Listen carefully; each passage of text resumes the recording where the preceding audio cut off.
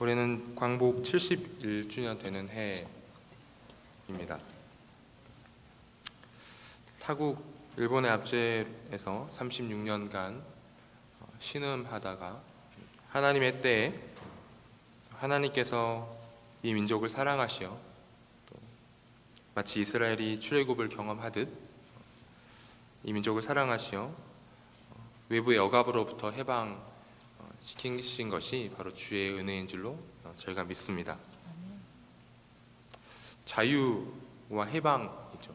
그것이 우리 민족에게 주었던 큰 행복과 큰 가치는 저희가 말로 설명하기 부족할 것 같습니다. 오늘은 제가 또 그래서 자유라는 것의 의미를 한번 또 생각해보고, 특별히 또 진리와 자유의 관계에 대해서 함께 또 생각해보고 싶습니다. 자유라는 것은 외부로부터 속박이 없는 상태가 사전적인 의미죠. 자유는 외부로부터의 속박이 없는 상태. 더 구체적으로 이야기하면 자유는 두 가지 자유가 있습니다. 소극적 자유와 적극적 자유가 있죠. 소극적 자유는 내가 어떤 것으로부터 구애받지 않는 상태가 소극적 자유입니다. 적극적인 자유는 내가 나의 능력과 나의 의지와 나의 생각과 나의 가치 판단으로 내가 무엇을 할 수 있는 자유가 적극적인 자유이죠. 자유는 인류의 역사에서 인간을 인간답게 하는 가장 중요한 필수 항목으로 여겨져 왔습니다. 그래서 인권운동을 하는 사람들이 가장 많이 외치는 것이 인간의 존엄성과 자유인 것이죠. 인간의 존엄을 보존하는 가장 기본적이자 필수적인 항목인 자유인데, 그 자유를 향한 투쟁의 값은 매우 비쌌습니다. 인류 역사를 통틀어 보면 그렇죠. 그것이 어쩌면 자유의 가치일지도 모르겠습니다. 제가 잘 알고 있는 넬슨 만델라 대통령이 있죠. 흑인의 인권을 위하여 싸우다가 27년을 감옥에 수감 생활을 하였습니다. 그것이 자유의 가치이죠. 미얀마의 아웅산 수치 여사도 군부 독재에 맞서 투쟁하다가 15년을 자택에 연금되었습니다. 티베트의 달라이라마라는 사람도 티베트의 독립을 위하여 살다가 추방되어서 60년을 들어가지 못하고 60년을 세계에 떠도는 삶을 살았습니다. 이게 자유의 가치이죠. 비쌉니다. 고귀하고 순결합니다. 저희 나라도 그렇죠. 광복 71주년이 되는데요. 독립군들에게 있어서 가장 중요한 전투 중에 하나인 청산리 전투를 앞두고 독립군이 지은 노래가 있습니다. 잠깐 소개해드리면요. 하늘은 미워한다. 배달족의 자유를 억탈하는 외적들을. 삼천리 강산에 열혈이 끓어 분연히 일어나는 우리 독립군. 백두의 찬 바람은 불어 거칠고 압록강 얼음 위에 은월이 밝아 고구에서 불어오는 피비린 바람 갖고야 말 것이다. 골수에 맺힌 하늘. 하느님, 저희들 이후에도 천만대 후손의 행복을 위해 이 한 몸 깨끗이 바치겠으니 빛나는 전사를 하게 하소서. 3절의 가사가 특히 눈여겨볼 만하죠. 이 한 몸 깨끗이 바치겠습니다. 빛나는 전사를 허락해 주십시오. 자유를 위해서 투쟁하는 독립군의 모습이죠. 내 한 목숨 바치더라도 내 민족과 내 동족이 자유를 얻을 수 있다면 내가 내 한 목숨 바치겠으니 도와주소서, 죽을 수 있도록 도와주소서 라는 것이죠. 이게 자유의 가치인 것입니다. 고귀하죠. 자유를 위해서, 조국을 위해서 자신의 생명을 아까워하지 않고 바치겠다는 결연한 의지가 담긴 노래입니다. 성경도 자유를 이야기합니다. 근데 성경에서 이야기하는 것은 더 근원적이고 더 수준 높은 차원의 자유입니다. 그것은 죄로부터의 자유이죠. 하나님의 가이드라인과 권위를 벗어나서 자신이 하고자 하는 바를 추구했던 아담의 결국은 죄의 멍에였습니다. 그것은 비단 아담의 잘못이 아니라 아담으로 대표되는 모든 인류의 죄인 것이죠. 어떻게 보면 아담은 제가 서두에 말씀드렸던 적극적 자유에 충실하며 살아왔습니다. 내가 무언가를 할 수 있고 내가 가치 판단과 나의 결정과 나의 의지로 내가 무언가를 움켜쥘 수 있는 자유를 추구하며 살았죠. 그런데 그 자유의 결국은 무엇입니까? 타락이 되는 것입니다. 죄의 함정에 빠져서 벗어나지 못하고 그로 인해서 모든 인류가 경험하게 된 것은 abnormal status, 비정상적인 상태에 들어가게 된 거죠.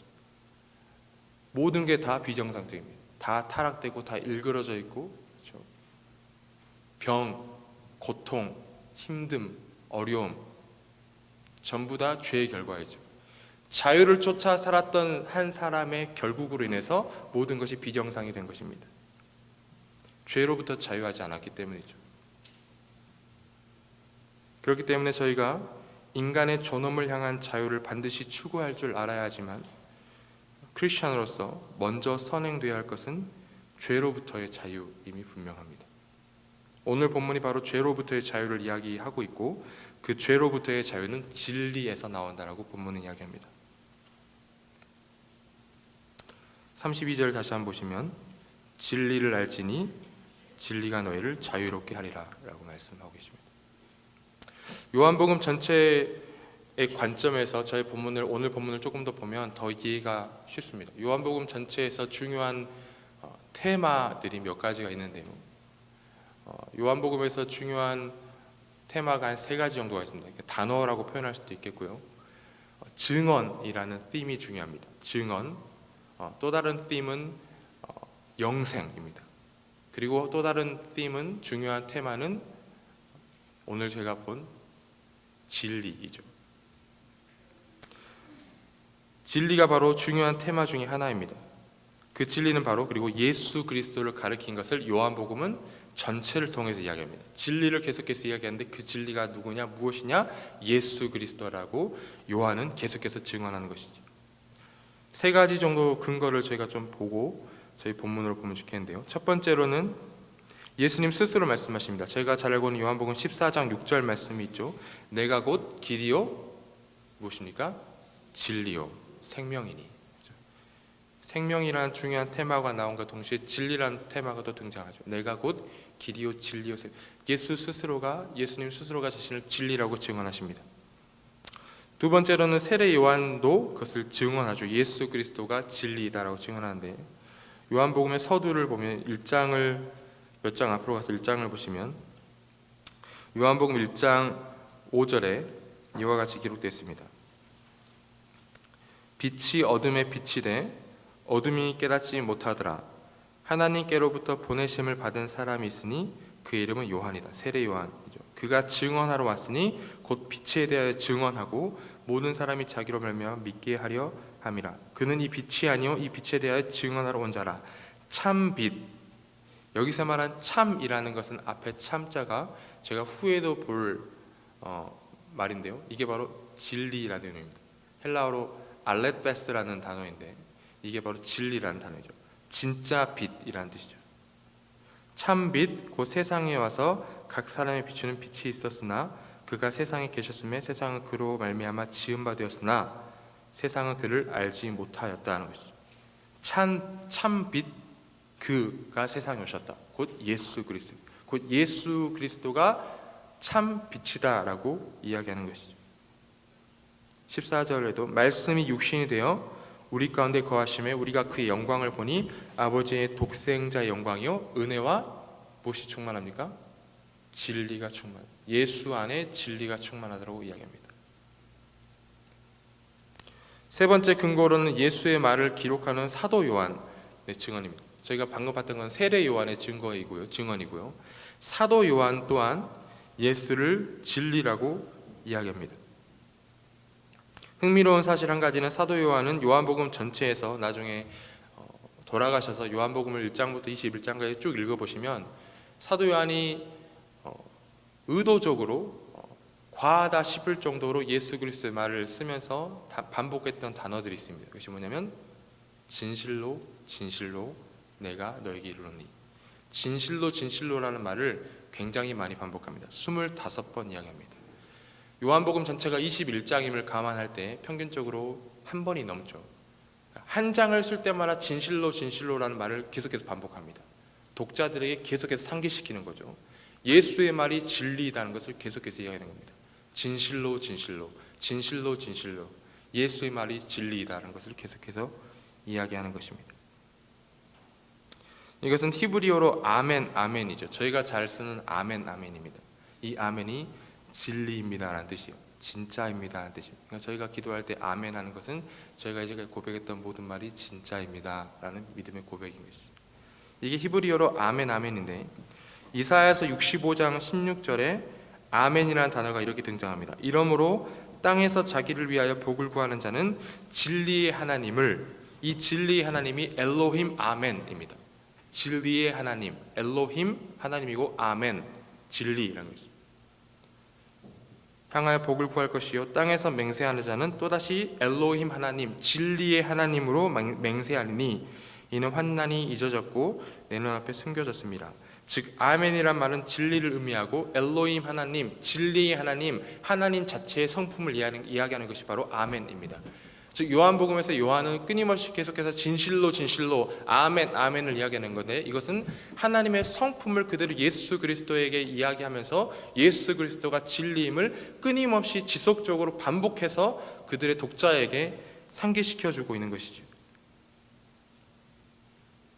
물론 공관복음에도 마태, 마가, 누가복음에도 예수께서 진실로라는 단어를 씁니다. 그런데 요한복음의 차이점은 무엇이냐면 요한복음은 반복합니다. 진실로 진실로 두 번을 씁니다. 마태, 마가, 누가는 계속해서 한 번만 써요. 진실로 내가 너에게 이르노니, 진실로 내가 너에게 이르노니. 그런데 요한은 그것을 의도적으로 두 번 반복합니다. 진실로 진실로 내가 너에게 이르노니. 강조의 의미도 있겠지만 예수 그리스도가 참 진리라는 것을 계속해서 반복해서 이야기하는 것입니다.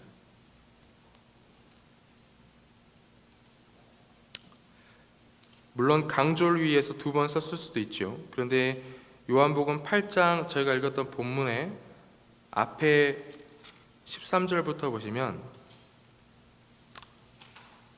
힌트를 얻을 수 있을 만한 본문이 나오는데요. 바리새인들이 이르되 13절 8장 13절에 바리새인들이 이르되 내가 너를 위하여 증언하니, 증언이 또 하나의 중요한 테마라고 말씀드렸습니다. 내가 너를 위해서 증언하니 너의 증언은 참되지 않다. 이 참이 여기서 말하는 참되다가 아까 말한 알레테스라는 단어예요. 그러니까 너가 너를 위해서 증언하니까 너의 증언은 진리가 아니다 라고 예수를 대적하는 자가 예수를 향해서 이야기하는 거예요. 그러자 예수께서 말씀하시죠. 내가 나를 위하여 증언하여도 내 증언은 알레테스, 진리이다, 참되니 나는 내가 어디서 오며 어디로 가는 것을 알거니와 너희는 내가 어디서 오며 어디로 가는 것을 알지 못하느니라. 너희는 육체를 따라 판단하나 나는 아무도 판단하지 아니하느라. 만일 내가 판단하여도 내 판단이 참되니 알레테스, 진리이니 이는 내가 혼자 있는 것이 아니요 내가 보내시니가 나와 함께 계심이라. 17절 보시면 너희 율법에도, 예수를 대적하는 사람들에게 말하죠. 너가 말하는 율법에도 두 사람의 증언이 참되다 기록되었으니, 두 사람이 증언하는 것이 알레테스라는 거죠. 내가 나를 위해서 증언하고 나를 보내시니가 나를 위하여 증언한다라고. 어쩌면 이렇기 때문에 이러한 배경 속에서 요한은 두 번 반복했을 수도 있을 것 같습니다. 진실로 진실로, 진리임을 더 강조하는 것이죠. 요한복음은 성령을 진리의 영으로 이야기하는 것도 그렇죠. 진리의 영, 예수 그리스도의 영을 진리의 영으로 이야기합니다. 그 예수가 진리라는 것이죠. 즉 오늘 본문에서 예수께서 말씀하신 것은 진리를 알지니 진리가 너희를 자유롭게 하겠다는 것은 예수 그리스도를 이야기합니다. 너희가 나를 알고 나의 말을 듣고 나의 음성 가운데 들어오면 너희가 자유를 얻게 된다는 것이죠. 32절 저희가 읽었던 말씀이 있겠죠. 진리를 알지니 진리가 너희를 자유롭게 하리라. 이거와 평행 구절 비슷한 구조의 말씀이 36절인데요. 36절 보면 그러므로 아들이 너희를 자유롭게 하면, 위에서는 진리가 너희를 자유롭게 하는데 36절에서는 아들이 너희를 자유롭게 하면, 곧 진리는 아들 예수 그리스도라고 이야기하는 것이죠. 너희가 자유로우리라 이야기하는 것입니다. 즉 진리가 하는 일은 바로 자유케 하는 것입니다. 예수 그리스도가 하는 일은 자유케 하는 것이죠. 그런데 이 유대인들은, 예수를 대적하는 사람들은, 유대인들은 33절 보시면 예수의 32절에서 진리를 알지 진리가 너를 자유롭게 할 것이다 라는 말을 듣자마자 이들은 다르게 반응합니다. 33절 보시면 그들이 대답하되 우리가 아브라함의 자손이라 남의 종이 된 적이 없거늘 어찌하여 우리가 자유롭게 되리라 하느냐라고 이야기합니다. 유대인들은 이 자유라는 단어를 듣자마자 예수께서 말씀하신 더 근원적이고 더 본질적인 죄로부터의 자유를 연상하고 기억하는 것이 아니라 정치적인 자유의 의미로 이해하는 것이죠. 33절에 방금 읽었던 말씀처럼 남의 종이 된 적이 없다. 실제로 이 말도 사실은 아니죠. 그렇죠? 이스라엘 역사와 유대의 역사를 보면 종됨의 역사의 연속입니다. 출애굽기 때부터 애굽에서부터 압제를 받아왔고 민족 때부터 역사를 통해서 선지자들이 계속해서 선포하는 것은 주변 강대국들에 인해서 계속해서 침략을 받고 영향을 받은 민족이 이스라엘 민족입니다. 말라기에서 마태복음 사이에 400년 기간 동안 헬라 제국 그리고 로마 제국의 압제를 받았고 신약 시대는 여전히 로마의 속국으로 있었던 사람들이 유대인들입니다. 끊임없이 종됨의 자리 가운데 있었던 사람들이 유대인들이죠.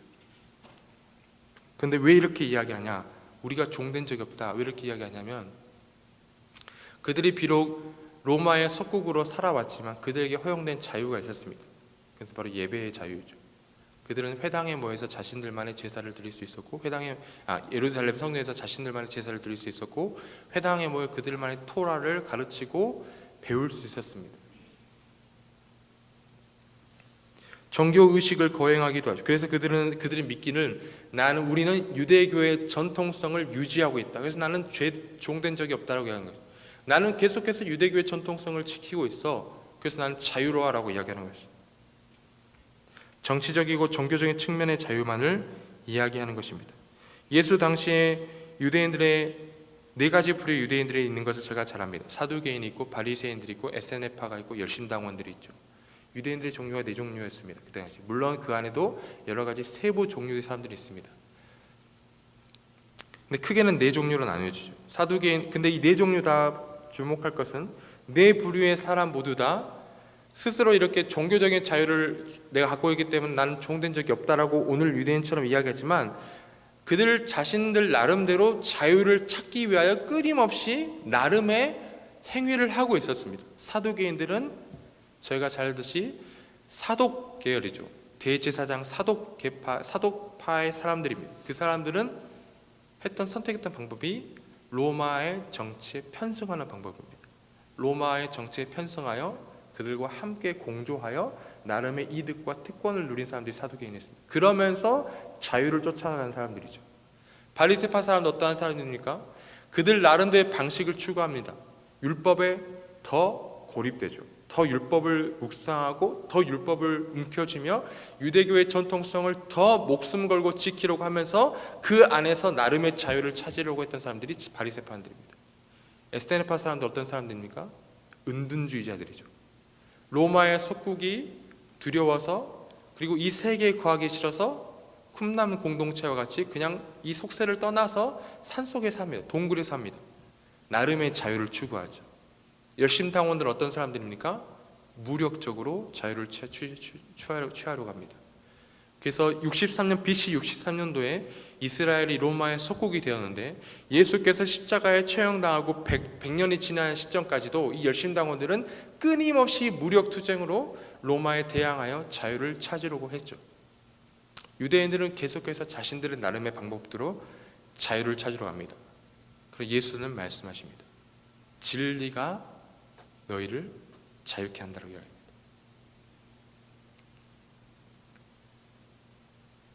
서두에 말씀드린 바와 같이 사람들은 자유를 생각할 때 소극적인 자유나 적극적인 자유만 생각합니다. 무엇으로부터의 자유, 내가 억압되지 않고 내가 얽매이지 않는 자유, 그리고 더 나아가서는 내가 나의 생각과 나의 가치 판단으로 무언가를 내가 하고 싶은 것을 할 수 있는 자유만 생각합니다. 그래서 이것이 누군가의 다른 대상에 의해서 착취될 때 견딜 수 없어 하죠. 그러나 실상 죄로부터의 자유에 대해서는 그다지 관심을 갖지 않습니다. 내가 원하는 것을 스스로 하고 단순히 식민지 상태에 있지 않고 내가 원하는 것을 내 스스로 택할 수 있는 것은 근원적인 자유가 아닙니다. 왜냐하면 죄로부터 자유하지 않는 한 내가 자유롭다고 생각하는 모든 것은 사실 자유가 아니라 죄의 속박 아래에 있는 것입니다.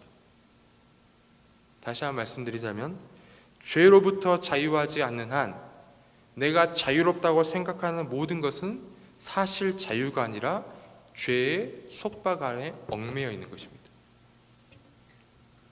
하나님께서 아담에게도 일정 정도의 권리와 자유를 주셨습니다.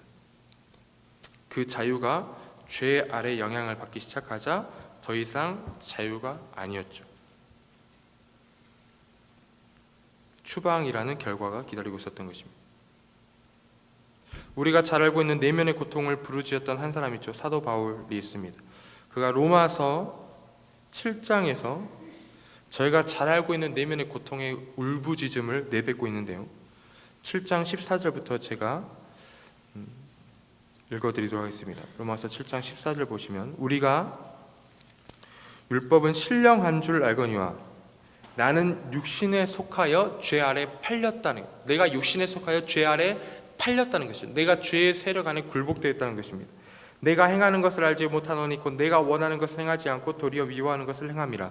만일 내가 원하지 아니하는 것을 행하면 내가 이로써 율법이 선한 것을 시인하노니 이제는 그것을 행하는 자가 내가 아니요 내 속에 거하는 죄니라.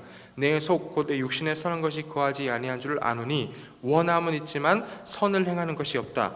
내가 원하는 바 선을 행하지 아니하고 도리어 원하지 아니하는 바 악을 행하는도다. 만일 내가 원하지 아니하는 것을 하면 이를 행하는 자는 내가 아니요 내 속에 거하는 죄니라. 그러므로 내가 한 법을 깨달았노니 곧 선을 행하기 원하는 나에게 악이 함께 있는 것이로다. 내 속사람으로는 하나님의 법을 즐거워하되 내 지체 속에서 다른 한 법이 내 마음의 법과 싸워 내 지체 속에 있는 죄의 법으로 나를 사로잡는 것을 보는도다. 오호라 나는 공고한 사람이로다. 이 사망의 몸에서 누가 나를 건져내리. 놀라운 사실은 사도 바울이 이렇게 이야기하죠. 이제 그것을 행하는 자는 내가 아니요 내 속에 거하는 죄니라. 내가 자유가 있어 내가 스스로 무언가를 행하려 하지만 사실 그것은 죄 아래 있는 것이다. 죄가 나를 그쪽으로 이끌고 가고 있다는 거예요. 내가 자유의지로 뭔가를 해서 내가 자유를 뭔가로 내 행동을 하는 것처럼 보이지만 실상은 죄가 내가 죄 아래 팔려있기 때문에 실상 따지고 보니까 죄가 나를 이끌고 가고 있더라는 거예요. 오호라 나는 공고한 사람이라는 거예요. 사망의 몸에서 벗어날 수 없다는 것이죠.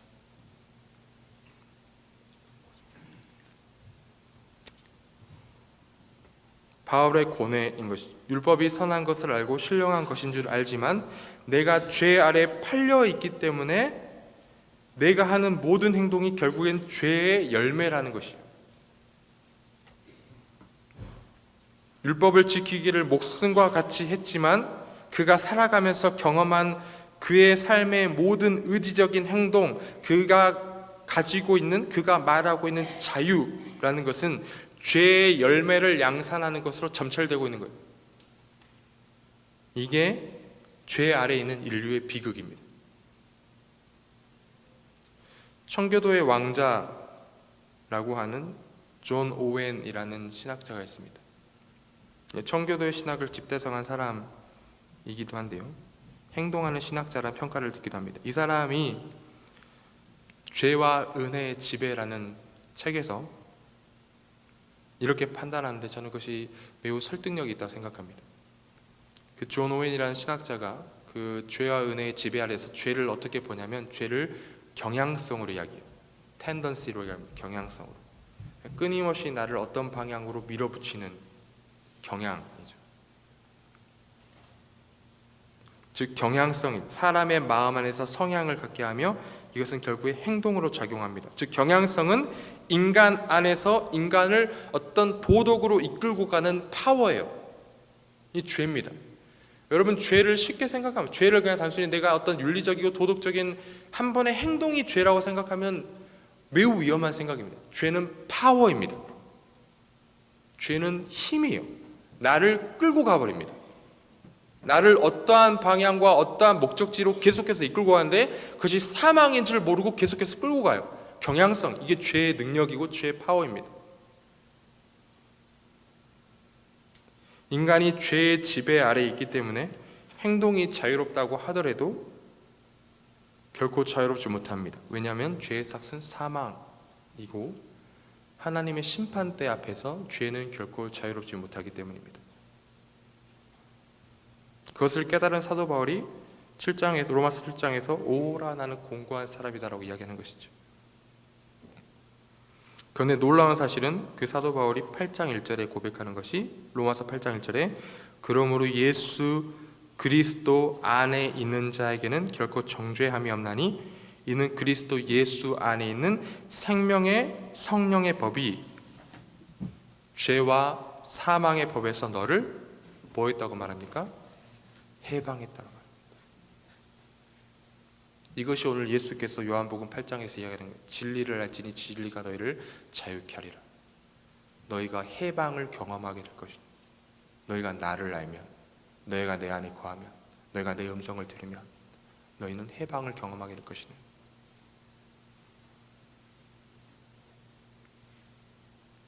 아담이라는 한 사람 때문에 죄가 들어와서 사망이 전 인류를 사로잡아 버렸습니다. 그러나 또 다른 한 사람 예수 그리스도가 이 땅에 오심으로 사망이 더 이상 왕노릇하지 못하고 생명이 왕노릇하는 거예요. 그렇기 때문에 사망 안에서 종노릇하던 우리가 예수 안에 거할 때 생명 안에서 자녀로서 살아가게 되는 것입니다. 즉 예수 안에 있을 때만 참 의미의 자유를 누리게 되는 것입니다. 진리 대신 예수 그리스도 안에 거할 때만 우리가 진정한 의미의 자유를 누리게 되는 것입니다. 단순히 그 자유는 내가 말하는 소극적인 자유, 누구의 억압에서부터 벗어나거나 적극적인 자유, 내가 내 힘의 능력으로 무언가를 할 수 있는 것에 어떤 외적으로 보이는 표면적인 자유가 아니에요. 그 자유는 근원적인 자유인 것입니다. 표면적인 자유만 쫓아서 살아가는 삶은 결국에는 속박으로 들어가게 돼요. 사망이란 속박으로. 그러나 근원적인 자유를 쫓아가 살아가는 사람에게는 결국에는 생명이라는 영원한 자유관에 들어가게 되는 것입니다. 이것이 예수 그리스도께서 우리 가운데 행하신 일인 줄로 믿으시기 바랍니다. 죄는 파워이지만 또 다른 더 능한 파워 되시는 예수 진리의 파워가 죄의 권세를 무너뜨리시고 죄 아래에 얽매여 있던 사람들을 생명의 자리로 옮기신 것이죠. 그렇기 때문에 예수께서 말씀하신 것입니다. 진리를 알면, 진리 대신 예수 그리스도를 알면 너희가 자유롭게 될 것이다. 예수 그리스도가 행했던 모든 일, 이 땅에 오셔서 죄의 권세를 면하시고 하나님 나라를 완성하시고 십자가에 못 박혀 죽으심으로 우리 죄가 사하여진 것, 이 모든 것, 예수 그리스도의 말과 예수 그리스도의 사역과 예수 그리스도의 존재 자체, 이 모든 것이 진리인 것이. 이 진리 안에 거할 때만 우리가 자유로운 것입니다. 우리는 오늘날 엄청난 표면적 자유 속에 살고 있죠. 우리 선조들의 고귀한 희생과 투쟁으로 인해서 구국운동 또는 민주화 운동 같은 선조들의 고귀한 희생과 투쟁으로 인하여 우리는 자유를 날마다 누리며 살아갑니다. 하지만 한 나라의 국민이고 혹은 한 인간으로서 누리는 자유 이전에 우리가 생각해야 될 것은 영원하고 영적인 자유를 먼저 생각해야 하는 것입니다. 내가 죄 아래 구속되어 있는가? 나는 진리를 알아 참빛 되고 진리 대신 예수를 알아 영혼의 자유를 누리고 있는가? 이것이 크리스천으로서 우리가 가장 먼저 확인하고 또 돌이켜 봐야 할 자유인 것입니다. 우리 모두 자존감과 자존심과 자아가 있기 때문에 누군가가 내가 하려고 하는 것을 막아서면 그것에 대해서는 매우 분노함을 경험합니다. 그렇죠? 내 의견과 내 생각이 묵살되거나 내가 무언가를 하고 싶은데 그것을 누군가 하지 못하게 하면 매우 불쾌하게 생각합니다. 근데 매우 무서운 함정은 무엇이냐면 우리 원수 사탄은 영적으로 항상 우리를 속이고 있어요. 우리를 자유롭다라고 날마다 말하면서 실제로는 우리로부터 자유를 뺏어가고 있습니다. 왜냐하면 표면적인 자유만 쫓아 살게 하니까, 계속해서 우리를 그렇게 촉구하고 밀어붙이니까. 우리도 모르는 사이에 내가 내 표면적인 자유를 잃어버린 것 때문에 분노하지만 내 근원적인 자유를 잃어버린 것에 대해서는 전혀 분노하지 않고 그냥 살아요. 그냥 안심하며 삽니다. 아무 일도 없을 것처럼.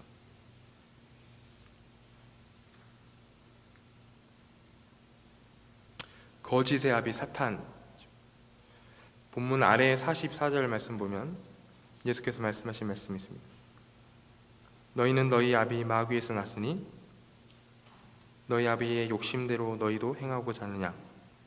그는 처음부터 살인한 자요, 무엇이 그 속에 없습니까? 진리가 그 속에 없습니다. 진리에 서지 못하고 거짓을 말할 때마다 제 것으로만 하나니 이는 그가 거짓말장요 거짓의 아비가 되었습니다. 진리의 반대는 거짓입니다. 거짓으로 계속해서 우리를 기만하고 속이며 진리를 감춰요. 그러면서 우리가 진리를 쫓아가지 못하고 결국에는 자유롭지 못하게 만듭니다. 사랑하는 성도님들, 예수께 더 귀를 기울이시기 바랍니다. 내 외면에, 내 표면의 자유가 억압되는 것에 분노하고 그것을 억압하고 뺏어가는 사람을 향해서 나의 감정을 쏟아내기보다 나의 삶을 살아가면서 내가 진리 안에 거하지 못하기 때문에 자유를 뺏기는 그 영혼의 상태에 더 비통해 하시는 저와 여러분 되면 좋겠습니다. 예수 그리스도에게 더 집중하시고 진리 대신 예수 그리스도 말씀 앞에 굴복하고 예수 그리스도 안에서 참된 자유를 누리며 그 자유 안에서 타인에게도 자유를 나누어 주고 우리 모두 자유 안에서 주님을 더 즐거워하는 우리 모든 성도님들과 저의 삶이 되기를 주의 이름으로 축복합니다. 함께 기도하시겠습니다.